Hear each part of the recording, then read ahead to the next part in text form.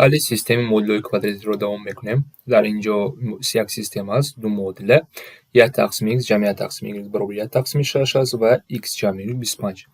Яъне ду номаълум дорем. Дар як модул ду номаълум дошта бошем. Агар ду модул ду номаълум, инҳоро мо бояд якҷоя кунем. Яъне яке аз модулҳоро гирифта, яке аз номаълумҳо аз дигар номаълум бояд нависем. Яъне аз кадомаш инро мекунем, якум ё дуюм, ин ба шумо вобаста. Кадомаш кори шуморо осон кунад, ҳамонро истифода барем. Яъне як номаълумро аз дигар номаълум навиштан чӣ маъно дорад? Масалан, ман дар инҷо дуюм модулро мебинам. x ҷамъи y баробари 25. ду номаълум якҷоя 25ро медиҳам. Биёед ман яке аз онҳоро аз ҷиҳати дигар нависам. Яъне ман метавонам чӣ хел нависам? x баробари 25 минуси y, яъне y-ро ман ба тарафи рост гирифтам, ё ин ки y баробари 25 минуси x.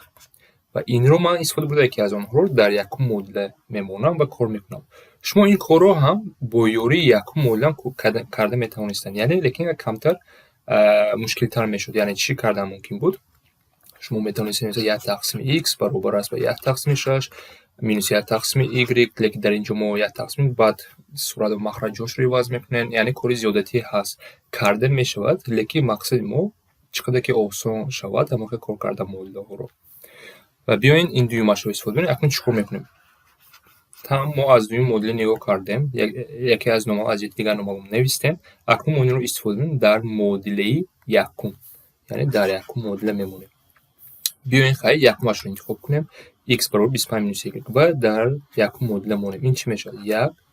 1/25 минуси y ҷамъи 1/y баробари 1/6.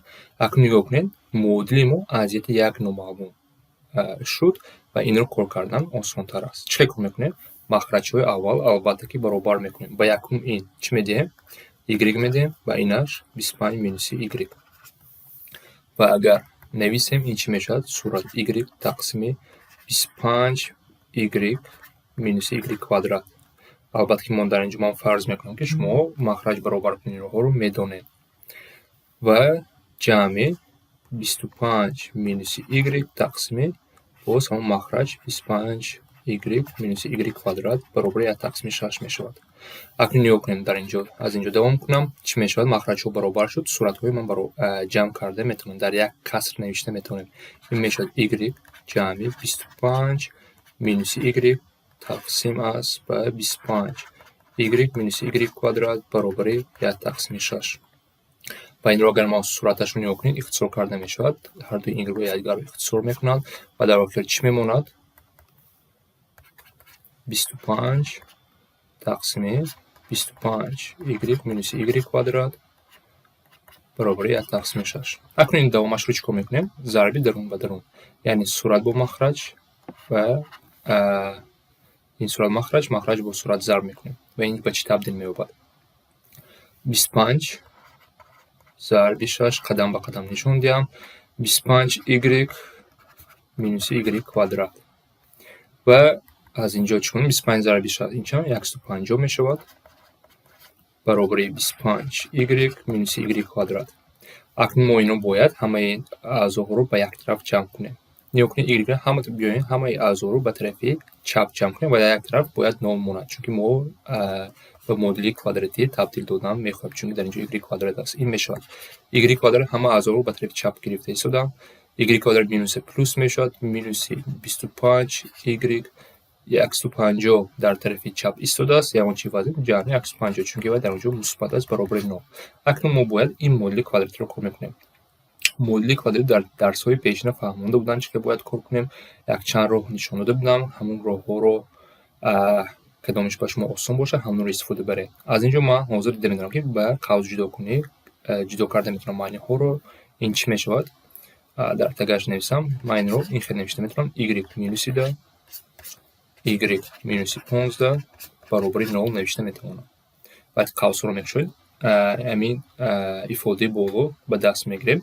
Ба қавс ҷудо кунед, бо ёри дискриминант ҳам кор карда метавонед, ё ин ки як методи нафаҳмонда будам, ҳамонро ҳам истифода бурда метавонем. Кадомаш ба шумо осон бошад, ҳамонро истифода баред. Баъд аз инҷо дида метавонем ки аз ин ду қавс зарбашон 0 аст, яке аз қавсҳо ба 0 баробар аст. Яъне мантиқи модули квадрати y 10 هست یا اینکه y برابر 15 است، برابر 0 شد. اکنون دو تا y داریم. اگر y 10 باشد نیا کنین همین دویمش رو استفاده میبرم. اگر y ما 10 باشد x ما چند میشد؟ یعنی x جمع y 25. از اینجا معلوم شد x برابر چند؟ 15 است. اگر y 15 باشد باز همین منطق رو استفاده میتونیم. x به چند برابر میشد؟ به 10 برابر میشد. یعنی در اینجا ما دو جواب داریم. جوابهای ما چی است؟ جواب ما حلی مدلای ما اینه. اول x رو بنویسیم 15 10 یعنی این است. اول یکی از حلی مدلای ما. اگر ما این عددها رو مونم مدلی ما هر دوش درست میشه. یا اینکه چی است؟ 10 و 15 برعکس است.